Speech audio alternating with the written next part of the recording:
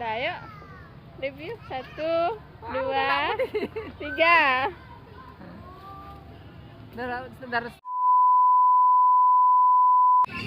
Oke, kembali lagi bersama Sur. Kali ini aku lagi di Taman Mundu ya, tepatnya di salah satu taman yang ada di Surabaya. Tapi bukan itu bro pembahasan aku hari ini. Jadi aku akan bahas handphone dari Sony lagi, yaitu Sony Xperia XZ3 ya. Jadi seperti apa untuk review yang aku akan bahas di handphone ini. Jangan kemana-mana ya. Oke, aku akan bahas dari desainnya dulu. Jadi untuk pertama kalinya di seri Xperia dia sudah menggunakan layar OLED, dan untuk body desainnya ini sudah menggunakan model curve ya, atau melengkung di sisi kanan kirinya seperti itu. Jadi untuk desainnya ini udah bagus bro, mengingatkan kita pada seri layar curve sebelumnya, yaitu Galaxy S7 dulu ya, seperti itu, Galaxy 7 Edge, Samsung Galaxy 7 Edge. Jadi seperti ini. Untuk bagian belakangnya, jadi dia masih mirip menggunakan tipe desain XZ2, cuman dia untuk bodi bagian belakang ini sedikit lebih datar. Kalau yang seri XZ2 itu dia belakangnya lebih melengkung bro, seperti itu. Dan ada tandanya kalau XZ3 itu bawahnya ini nggak rata, jadi ada agak lekukannya seperti ini. Dan di bagian tengahnya ini dia fingerprintnya agak ke tengah ya. Harusnya kalau Sony lebih bagusnya agak di bagian kamera, karena kalau misalnya orang memakai itu seperti ini bagian kameranya, kayak gini loh ya, kayak gini loh.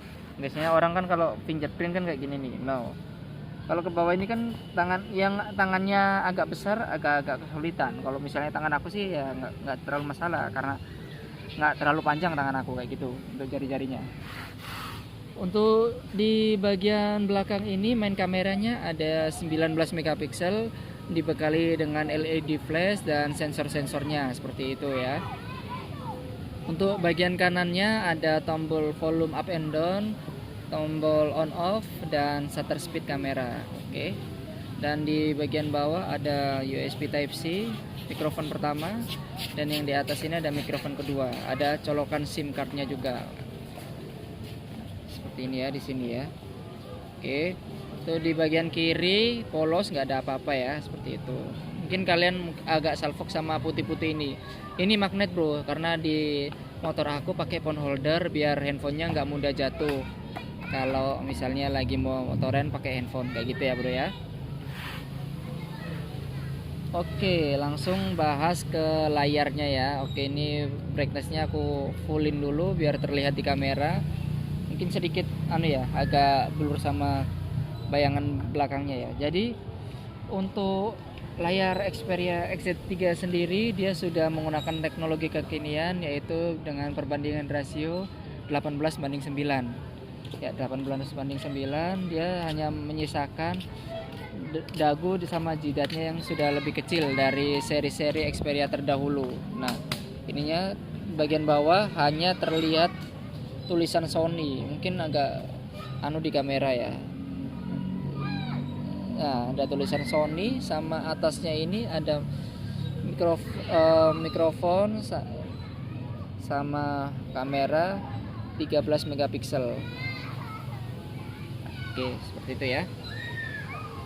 Langsung kita bahas untuk dapur pacunya. Dia sudah menggunakan Snapdragon 845 dengan dibekali RAM 4GB dan ROM 64GB. Terangin dikit. Oke, seperti ini ya. Nah, kalau kalian ingin tahu penggunaan memori RAM-nya berapa, kalian tinggal masuk ke tentang ponsel bagian bawah sini ke nomor versi, ketik sampai 7 kali sampai muncul opsi developer. Terus kalian masuk ke sistem, lanjutan ke opsi developer ini ya. Oke, salah.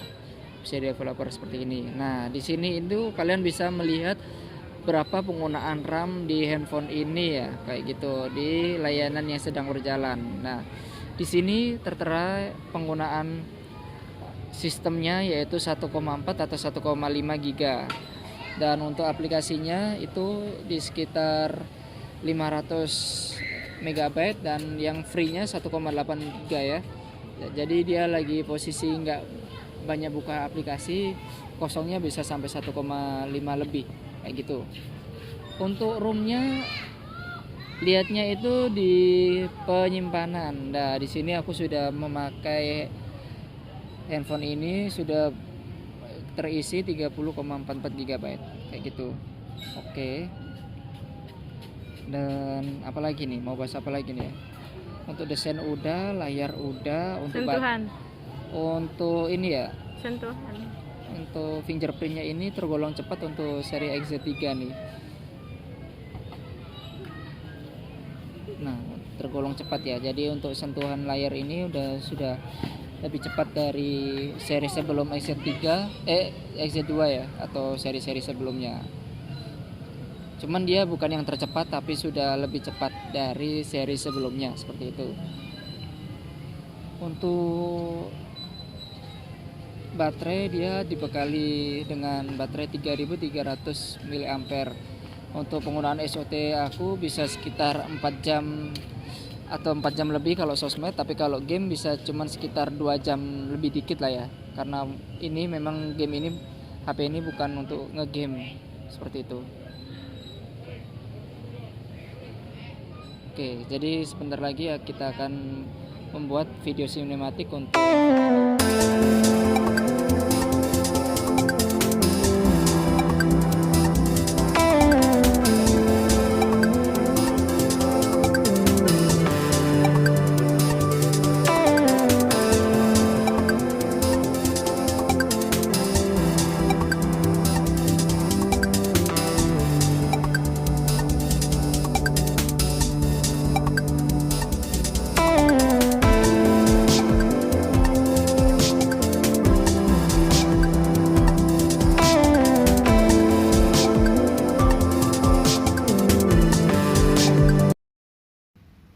Nah, ini ada fitur tambahan di seri XZ2 ke atas ya. XZ2 sama XZ3 itu dia ada ini nih, getaran dinamis.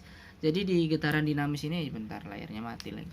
Jadi di getaran dinamis ini jika kita hidupkan terus kita misalnya buka aplikasi seperti YouTube, ini aku coba putar lagu ya.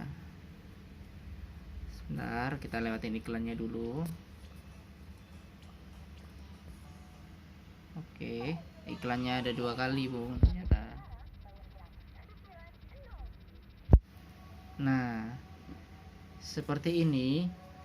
Dan di sini kan ada, kalau misalnya kita hidupin suara, kan ada itu nih, getaran dinamis nih. Nah, getaran dinamis itu apa? Jadi kalau misalnya handphone kalian dengerin suara yang mungkin sedikit lebih kencang dari biasanya, dia akan bergetar, bro. Kayak gitu. Ini kan bisa kita atur nih. Tuh, ini aku pegang ya, jadi dia HP-nya bergetar bro, sesuai nada ritme yang ada di handphone itu ya. Jadi ini adalah fitur terbaru di seri XZ2 ke atas ya, tapi sepertinya itu bakalan ada di seri-seri selanjutnya seperti XZ2 sampai ke atas. Intinya di XZ3 ini ada. Dan ini adalah suara dari speaker XZ3.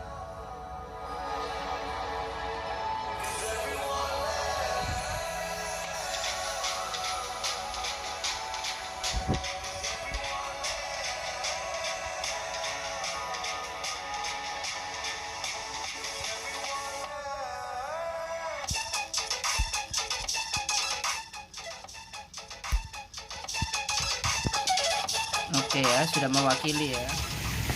Oke, kembali lagi bersama Mas Sur. Kali ini di taman di Taman Mundo ya, bersama sang istri. Ini aku lagi ngetes rekaman kamera depan dari Sony XZ3 ya. Soalnya besok HP-nya mau aku jual nih.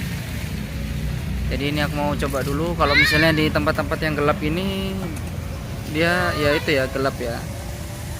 Kalau untuk mode malamnya di Sony ini agak kurang bagus. Kayak gini nih wajahku jadi kelihatan gelap banget ya. Tapi kalau backgroundnya masih sedikit ada cahaya lampu, baru kelihatan agak berwarna sedikit ya wajahku ya. Nah, ini aku mau coba dulu bro, untuk fokus kamera depannya ya, lumayan ya. Untuk langitnya juga cerah, di malam ini cerah ya.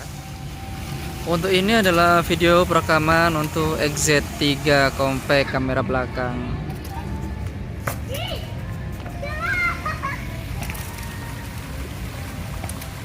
Oke.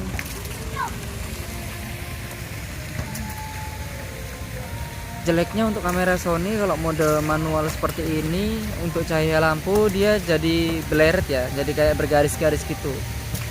Cuman untuk overall karena layarnya udah POLED udah lumayan bagus ya. Jadi ketajamannya tuh, jadi bisa berubahnya cepat banget. Sini gelap karena nggak ada cahaya. Sini, ini aku coba untuk sambil jalan ya.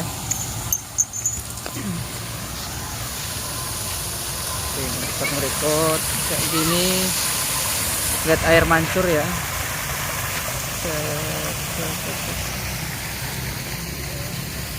Pokoknya kalau misalnya kena cahaya ini yang jeleknya di kamera Sony seperti ini nih.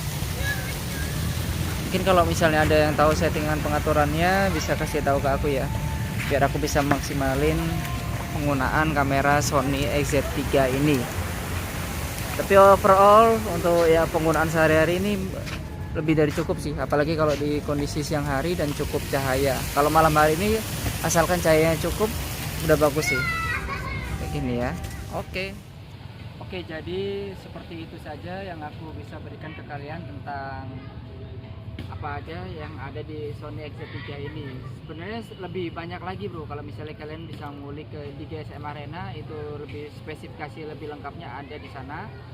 Dan jujur aja menurut aku handphone ini nggak ada kekurangan untuk dari segi desain ya. Dari segi desainnya ini udah cakep banget, walaupun memang Sony ini keluar dari zona nyaman, tidak menggunakan model yang mengotak lagi. Jadi dia cari model-model yang baru sih sebenarnya. Kalau jujur menurut aku, karena aku pengguna Sony, model-model seperti ini ya bagus sih. Cuman memang kalau untuk di genggaman tangan lebih sedikit lebar ya, jadi nggak bisa untuk tangan kecil seperti aku, nggak muat nih satu tangan kayak gitu. Kekurangan sedikit aja dari aku itu adalah di dua hal, yaitu di RAM. Kenapa kalau seri sebelumnya XZ2 Premium itu menggunakan RAM 6GB, tapi kalau XZ3 yang seri di atasnya cuman yang terjual di Indonesia hanya yang 4GB. Sebenarnya ada yang 6GB, cuman yang di Indonesia jarang yang masuk kecuali yang versi global. Itu pun harganya sudah beda jauh, 1 juta lebih dari yang ini. Ini aku belinya sekitar 1 bulan yang lalu di harga 1.660.000 seperti itu ya. Untuk kekurangan yang kedua yaitu adalah di segi baterainya hanya 3.300. Untuk di zaman seperti itu mungkin sudah lebih bagus, cuman karena layarnya sudah menggunakan POLED, sudah dibekali prosesor yang sudah agak kencang, jadi ya kurang sih. Untuk SOT nya cuma 4 jam lebih sedikit lah, bisa sampai 5 jam kalau misalnya kalian menggunakan mode stamina seperti itu. Saran aku sebenarnya bagus, HP ini sudah bagus. Untuk harga yang ditawarkan, kalian bisa mempunyai mantan flagship dari Sony di 2018.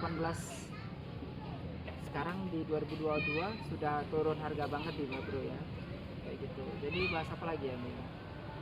Dari aku sebenarnya HP ini bagus, cuman memang HP ini mau aku jual, jadi mau aku cepet-cepet review karena besok udah handphone ini mungkin udah nggak di tangan aku lagi untuk aku packing ke calon pembeli seperti itu ya.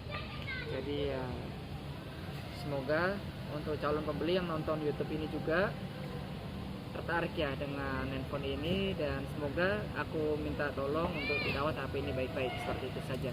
Oke, begitu saja video dari aku. Jangan lupa klik like, subscribe, dan komen ya. Seperti itu saja. Terima kasih.